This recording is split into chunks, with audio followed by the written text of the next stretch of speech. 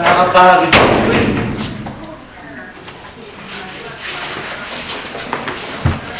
Makapanood ng Alang Night Bulaga, pang-good vibes.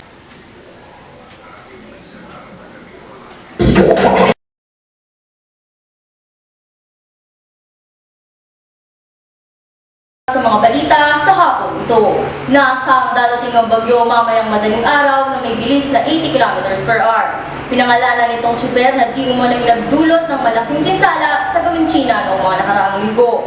Dahil sa report ng Pag-asa sa malalakas na ulan na darating, nagdeklara na ng maagang suspensyon ng klase ang DepEd sa Kalakhang, Maynila. Manatiling nakatutok para sa iba pang nagbabagang balita. Magandang hapon.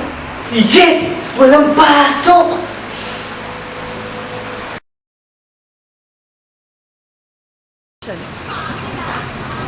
Uy, wala daw pasok bukas. Oh, sino nagsabi? Si Richard. Di ba nag-text sa'yo? Oo nga, no. Wala pa lang pasok bukas. Sige, yan doon na yung sundo eh. Sige, bye. Ingat!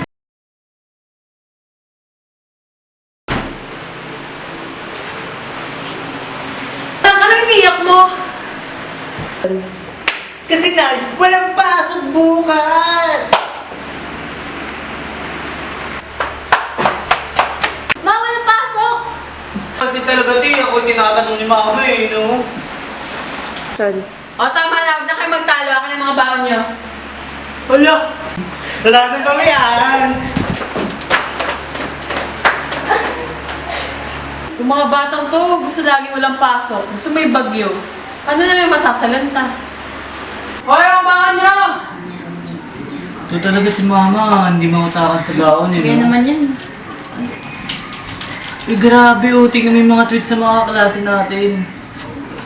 Paano naman yung mga masasalanta ng bagyo? Oo nga naman. Paano yung mga masasalanta ng bagyo?